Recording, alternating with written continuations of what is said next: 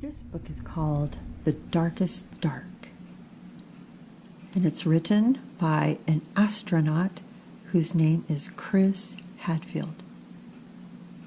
And he's actually been in outer space. It's illustrated by the Fan brothers.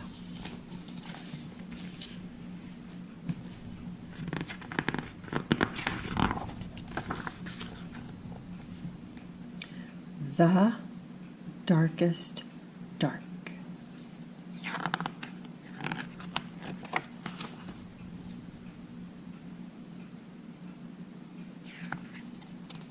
There's his summer house right there on the island that he's staying on for the summer. Chris was an astronaut, an important and very busy astronaut. When it was time to take a bath, he told his mother, "I'd love to, but I'm saving the planet from aliens." When it was time to get out of the bath and go to bed, he told his father politely, because astronauts are always polite, "Sorry, no can do. I'm on my way to Mars." An astronaut's work is never done, so astronauts do not like to sleep. But their parents do. Look where he is. "You're a big boy now," said Chris's father. "You have to sleep in your own bed." And Chris tried. He really did. But his room was dark. Very, very dark. The kind of dark that attracts the worst sort of aliens. Are those aliens real? Do you think they're real? Or do you think he's imagining them? I think he's imagining them. But his parents meant it. Chris was going to sleep in his own bed tonight.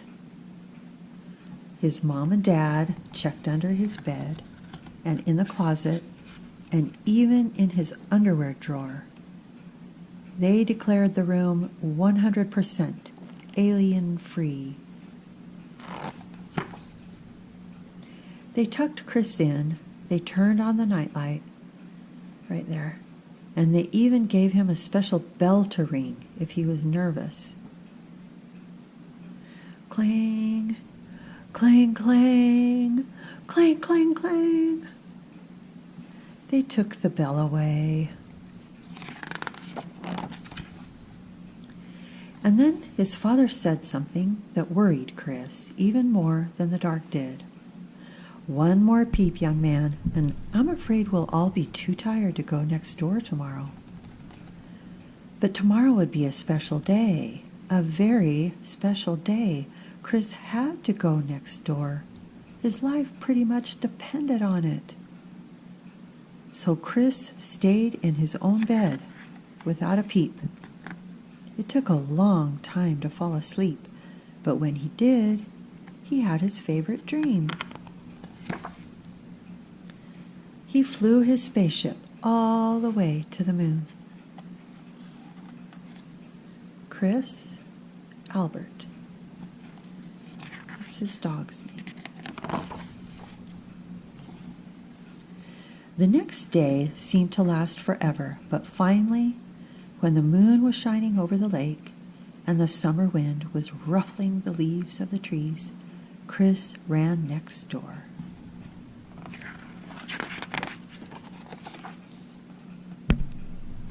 The house was already full of people, all gathered around the TV, the only TV on the whole island.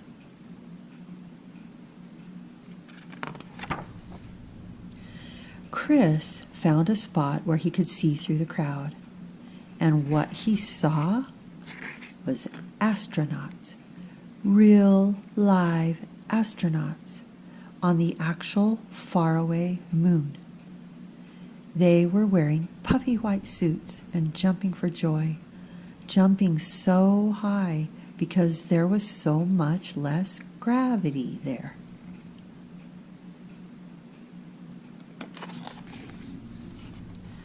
The grown-ups huddled around the TV were amazed. Their whole lives long, they never expected to see this sight. Even Chris, who had been to the moon just the night before, remember, in his dream, was amazed. He'd never really noticed how dark it was there. Outer space was the darkest dark ever.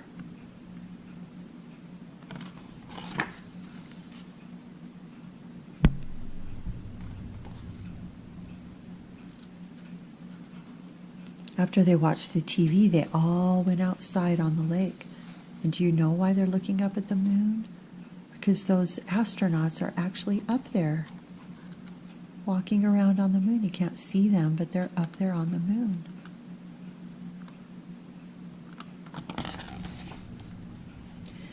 That night, Chris did a little experiment. He turned off all the lights in his room, even the night light. It was still dark, very, very dark. There were still shadows that looked a little, well, alien. Nothing had changed, but Chris had changed. He'd seen that the darkness of the universe was so much bigger and deeper than the darkness in his room. But he was not afraid. He wanted to explore every corner of the night sky. For the first time, Chris could see the power and the mystery and the velvety black beauty of the dark. And he realized you're never really alone out there. Your dreams are always with you, just waiting. Big dreams about the kind of person you want to be. Wonderful dreams about the life you will live.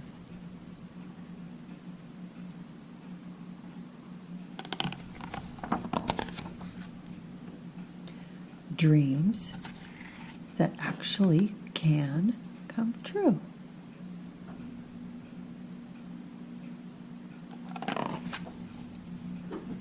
Just like Chris's dream. There he is. There's Chris. When he was a little boy, being an astronaut was just a dream. And then, when he grew up,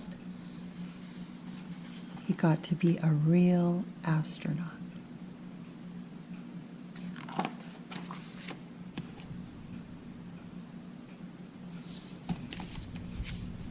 The end.